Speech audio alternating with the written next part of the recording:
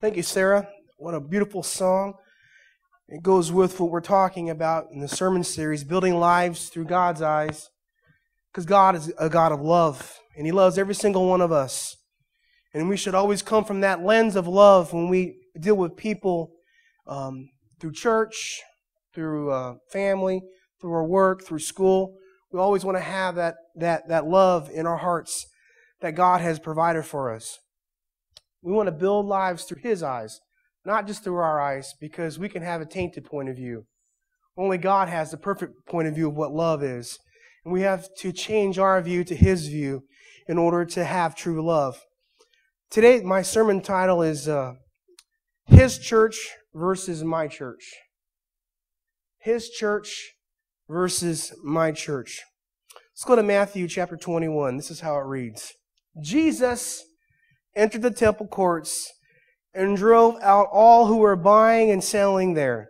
He overturned the tables of the money changers and the benches of those selling doves. It is written, he said to them, my house will be called a house of prayer, but you are making it a den of robbers. The blind and the lame came to him at the temple, and he healed them. But when the chief priests and the teachers of the law saw the wonderful things he did, and the children shouting in the temple courts, Hosanna to the Son of David, they were indignant. Do you hear what these children are saying? They asked him. Yes, replied Jesus. Have you never read? From the lips of children and infants, you, Lord, have called forth your praise. And he left them and went out of the city to Bethany, where he spent the night. If you have your flyer on the back as an outline, you can follow. And the first line is this. In our day, some may say that Jesus needed anger management. But what we are seeing is righteous indignation. Some people might see what Jesus did, getting frustrated, being agitated, being aggressive, overthrowing tables and chairs and making a bunch of noise because he did not like what was going on. People would say, you need some anger management. Could you imagine me doing something like that? Yelling and screaming and throwing things around? Oh, wow. Maybe I do need some anger management. I love that scene with, Jack Nicholson and Adam Sandler. And there's that scene in a car where he's trying to help him deal with his anger management. He makes him sing, I Feel Pretty. Yeah, I feel pretty, oh so pretty. Oh, yes. It's a great scene. And we think sometimes that just because I got angry, maybe there was something wrong. Now, the Bible does say this. It says, in your anger, sin not. There is somehow how you have to be able to control your anger, and you have to be able not to try to use your anger to try to harm somebody or hurt somebody else. And sometimes if you are in an argument or if you are in a conflict, sometimes some people will say, well, just because you got angry, you already lost. And I don't know if you can really stop I don't think you can really stop being angry once that emotion comes up. I think what you have to do is what am I going to do with this anger? If what's been said to me out of anger, it's really easy for me to respond in anger because that seems like the natural, if you want to call tennis match, going back and forth.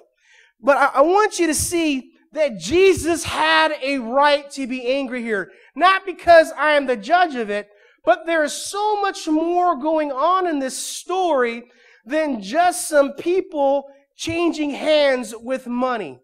Now, more than likely, there were some people in the temple courts taking advantage of poorer people and charging more for the sacrifices than they should have. But there was something deeper going on here. Because in this time, in this place that they were selling the beasts for sacrifice, they were selling it in the place to where the Gentiles were supposed to worship. And they were getting in the way of the Gentiles worshiping. And see, Jesus wasn't so much angry. He wasn't angry at them exchanging exchanging money for the sacrifices because you had to do that. I mean, it was in the wrong place and the wrong time. Something more important should be going on there. They were basically getting in the way of sinners coming to God. And that's why Jesus was angry. And that's why Jesus began overthrowing tables and saying, get out of here. He says, this is not supposed to be a place of thieves and robbers. My house will be called a house of prayer. These people who are so-called religious, these people who are leaders, allowed things to get in the way of people praying to the God of the universe. That's what Jesus was angry about. Remember Popeye?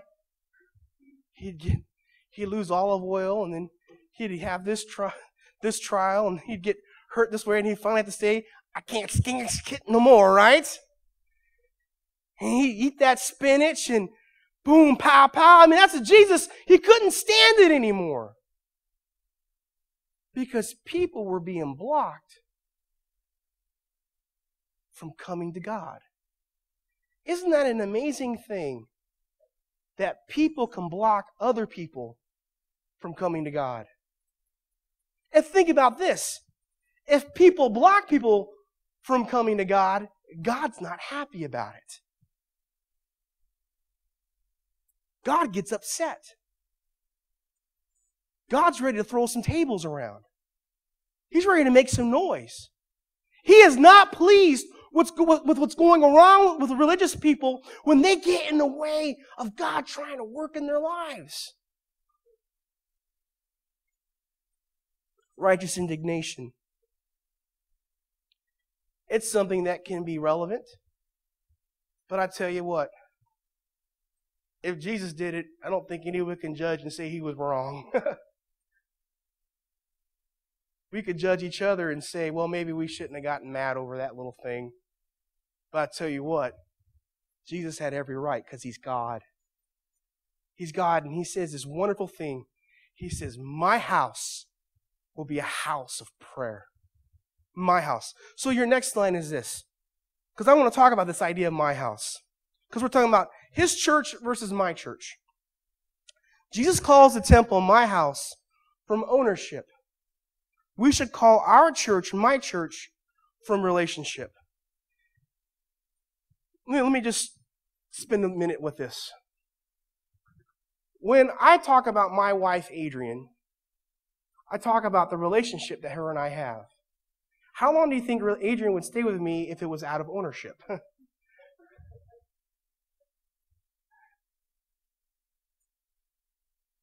You may have a car, and you bought that car, you have a note on that car, and you get in that car, you'll call it what? My car. Now, maybe some men have a relationship with their car, I don't know. But most people own their car.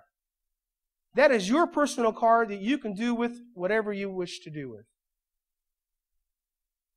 I remember when we were at a family function, and we had our little dog, Isabella.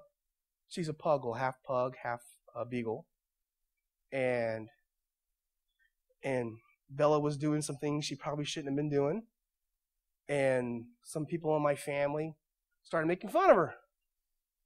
Oh, it's a stupid dog. It's a stupid dog. It's a stupid dog. And, Adrian, she doesn't say very often. And after about the seventh stupid dog, I watched her slam her fist on the table. My dog is not stupid. It's my dog, and I ain't going to have it anymore, and y'all leave it alone. And she walked out of the room. And my Uncle Bob says, boy, she really likes her dog, doesn't she? That was because Adrian had every right to stick up for her dog because she owned that dog. But also she had a relationship with the dog too. But she had that right to say that because that was who she put the investment in. Nobody else had put an investment in Bella like she had. She had every right to say something like that. You see, when Jesus talks about His church, when he talks about his house, he owns it. You see, when you and I talk about my church, it should stop at a relationship. Because the moment that we begin to talk about church from the perspective that Jesus talks about church, we have put ourselves in the place to where God should be. Because nobody owns the church. Nobody owns the church. You can say, hey, that's my pastor. Hey, that's my Sunday school teacher. You could say, that's my youth leader. That's my children's pastor. That's my worship leader. That's my, that's the church that I go to. And you can see all of that with meaning, with relationship. But the moment that you switch to ownership, you have made yourself God. See, there's a difference between when Jesus says, my church, and when you and I say, my church.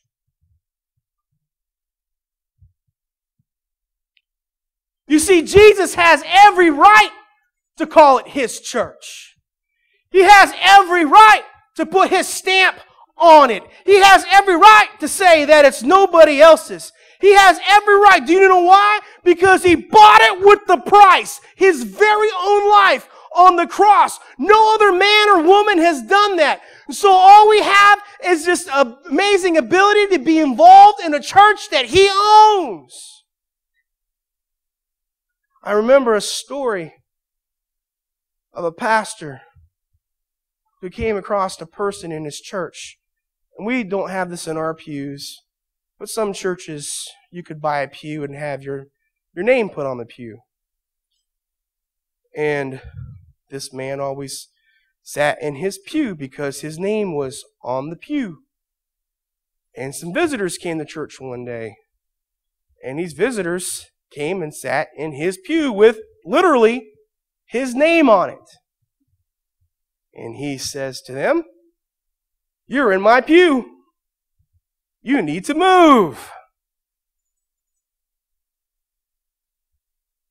And when the pastor found that out,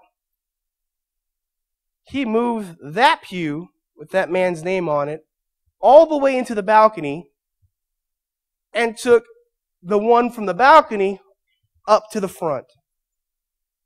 And so that man came by looking for this pew, his pew. And he says, "Where did my pew go?"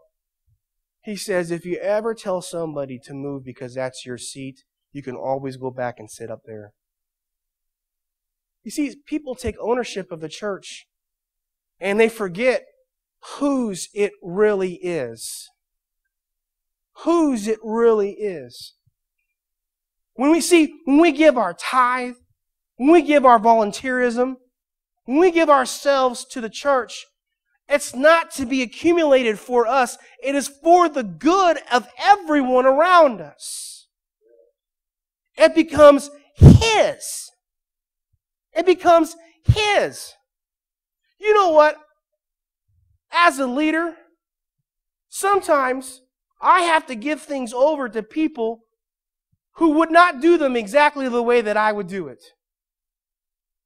But you know what? The people who are working in the church are His. They're not mine.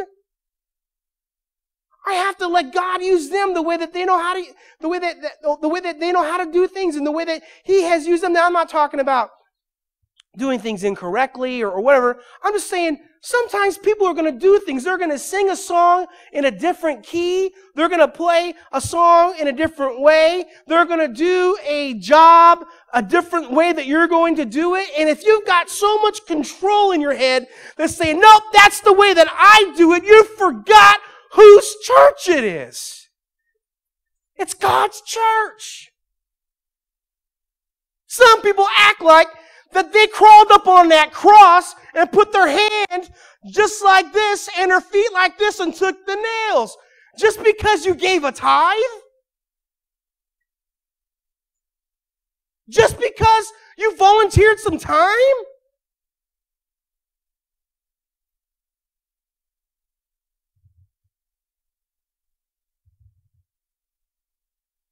It is sad.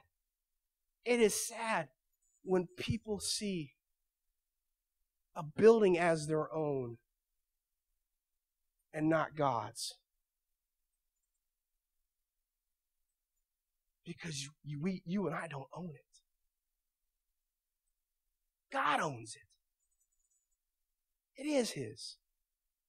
And we have a group of people who come together and we're trying to figure out life and try to see how things go. And sometimes something doesn't go the way that we want to go. The things go the way that we don't want it to go. And we say, you're messing with my church. No, it's God's church. It's God's church.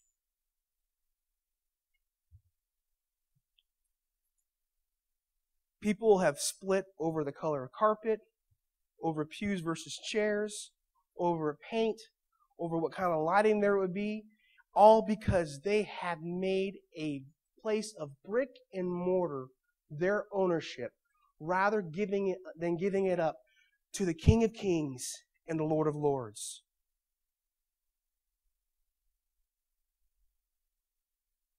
Jesus calls the temple my house from ownership. But see, Jesus doesn't just take something and set it to the side. He owns it. He loves it. Just like Sarah was saying just a little bit ago, He loves us. He loves us. And I'm glad He calls you and I His house. Aren't you glad? Because the house is really you and I. Now I want you to think about this for a second. These table changers, these money exchanges were all getting in the way of people coming to God. Let's look at the house of God metaphorically here for a second. If you and I are the temple of God, right? What things have been set up in your life and my life that are keeping people from coming to knowing God? That are keeping people from seeing you as a house of prayer? Because we should have a whole lot of houses of prayer walking around here, going from place to place. And if people aren't coming to you for guidance, for instruction, for help, is there something blocking you if you're calling yourself a Christian? Have you taken ownership? I think so many times Christians get so comfortable in their own Christianity that they forget about the world that is dying around them. I believe God gets indignant about that also. As a pastor, I say this out of love. When was the last time you shared your faith with somebody who didn't know Jesus? I promise you. No, you know what? I guarantee you, I could get up here every single Sunday morning and entertain you and make you feel good if I wanted to. I could start preaching that prosperity gospel like anybody on TV, and we could be like that because everything's fine. But you know what? I can deal with what I believe God is dealing with in our hearts, and it not seem like it's growing so fast, or not seem like, oh no, people aren't happy or whatever. But the question you really have to ask yourself is, Pastor trying to hurt me, or is Pastor trying to get me to grow up?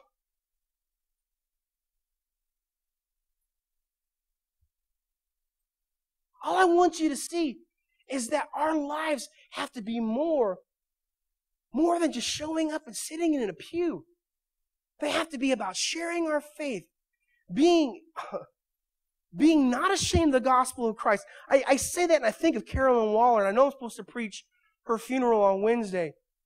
But I've heard time and time again, and even knew it about her, people knew she was a Christian because she shared her faith. She didn't have anything blocking her. Nothing was blocking her testimony. Nothing was blocking her from being a house of prayer.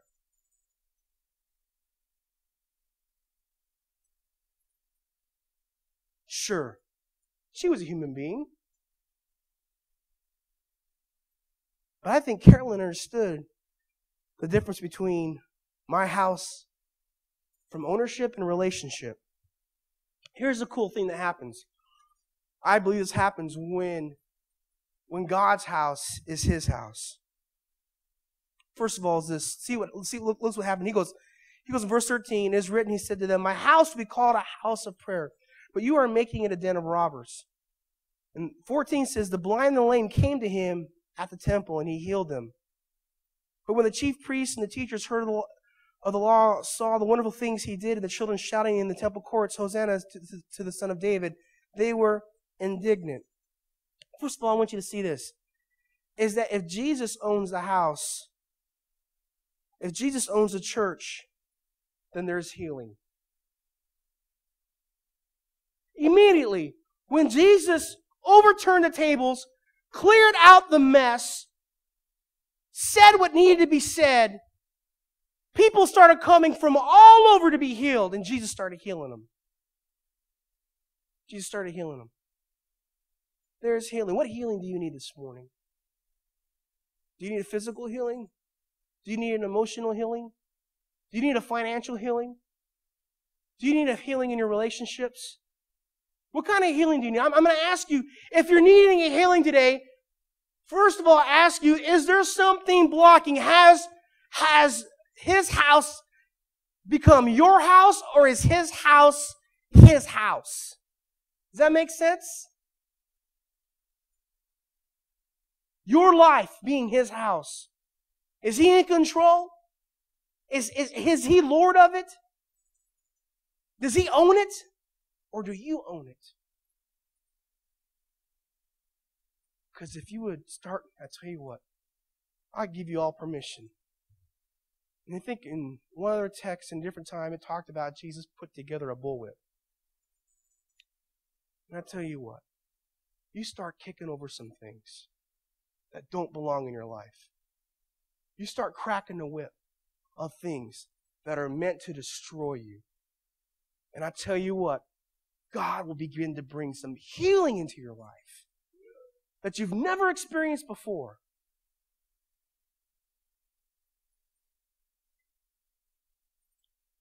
I find it funny sometimes. I don't know if I mentioned this enough. But my mom used to get those little precious moments, right? I've never seen a precious moment of Jesus overturning tables and making a bullwhip. I don't know if we call that a precious moment. But really, it is a precious moment in the sense that people can get real with God. People can be real with God. The other thing is this, and I love this, is that we see that not only does healing begin, but also, if Jesus owns the church, this is your next line, children give Him praise. You see, I'm a young man, and I've only been pastoring this church for 2.5 years, or I should say I've been a senior pastor now for 2.5 years. And when I first started, I remember being at a church that had nothing but senior citizens. And I don't mean that to talk bad about them. I'm talking about there's something different when you don't have any children, Joanne, isn't it? You don't have any children in your church. And I remember Joanne, when she first saw all these children coming to church, doesn't it lighten the place up? And we would get so excited when, oh my goodness, you mean there's one kid in a nursery and 5 in Sunday school or in children's church? I mean, we would just get excited because we didn't have any at one point. It was just a great feeling. Man, when we'd have children's plays and you saw that on Christmas and you see these kids praising God, I'm telling you, when kids are involved and kids are learning about God, and when kids are lifting up the name of God, you know that God owns the church. You know that He owns the church. See, we can learn a lot from children. See, they have faith that we may not always have. They have such a strong faith. Sometimes we deal with reality and we become cynical and we don't think, oh, God really can't work in that. Some little child will come up to you and pray for you and have the faith for you that you didn't have before. Has that ever happened to you? It's happened to me before. See, when children are involved, that's something good that's going on. Here's a problem, though, and I'll go back to this text. Verse 14, the blind and the lame came to him at the temple, and he healed them.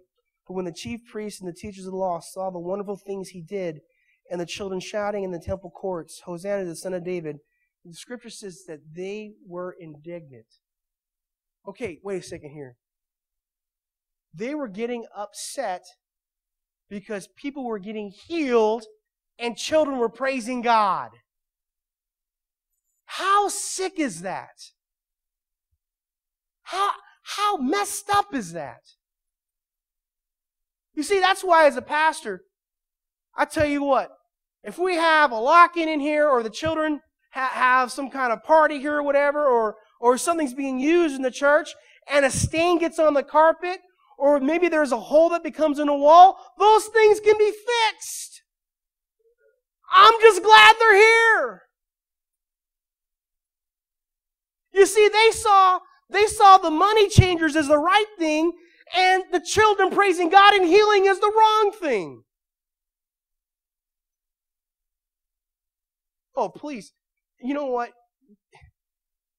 Even if I'm having a good day and you come and you complain to me about kids making too much noise in our church, I just might sit on you. I just don't know if I can handle that. I don't know if I could keep any more. You want to complain about sinners coming to our church? I don't know if I would even be able to, I don't know if I'd ever give you a phone call. I don't know if I could ever talk to you again. I know I'm supposed to love people like that too. And I'm not saying there's anybody in the church like that. But I have experienced that. I experienced it here in our early growth. I remember we were growing so fast as a small church. And people were getting upset that we were having more people come to the church.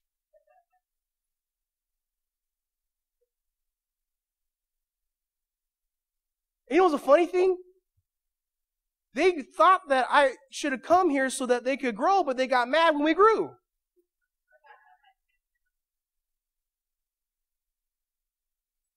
Because you know why? Growth is okay as long as you don't mess with my table. Because I say, I really want to see the church grow, but it's still my church.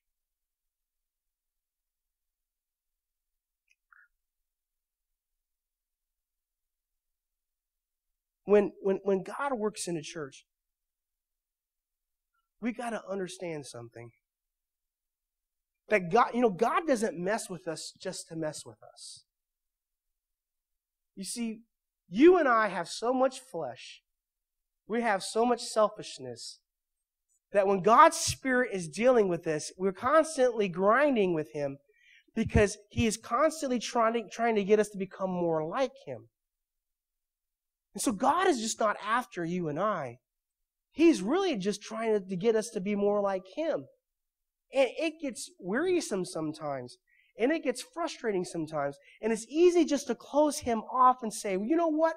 We've arrived. We're just going to go ahead and deal with what we got now. And then we'll just close it off like this. But pretty soon, you take Him out of the equation. You have a form of godliness, but no life within. That's why churches decline.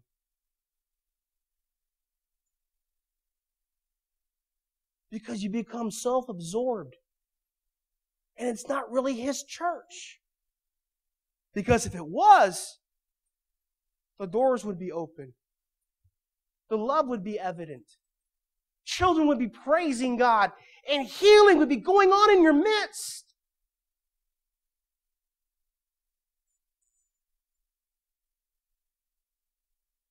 I know I said it before, but Jesus, He gives a scripture and He says, from the lips of children and infants, you, O Lord, have called forth your praise. Your next line is this, is children praising God is a good sign that God is at work. And you know what? I'll give Edie honor this morning because she does a great job with our children. And the very fact that I know that children are praising God in a little room over there tells me that God is at work. I got a note of somebody interested in having baby dedications, and a few of you talked to me about baby dedications. We'll do that soon. I'm telling you, God is at work. It's a good sign. We should be praising God for that. It's an awesome sign.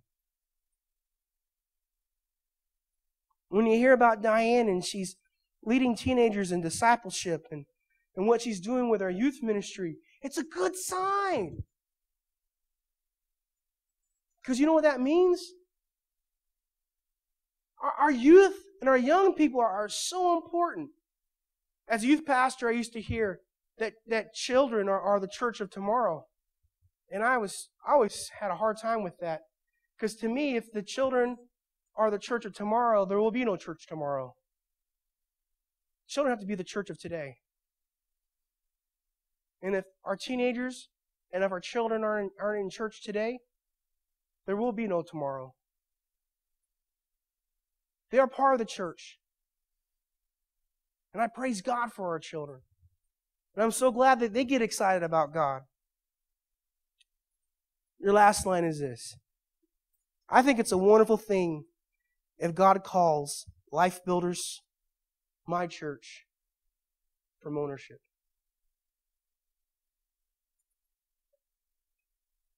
Does God and can God call Life Builders my church? I release it to Him. It's all His. I hope you can do that with me. Say that this is His church. God, let your grace, your mercy, your charity, your healing reign. Would you bow your heads and close your eyes?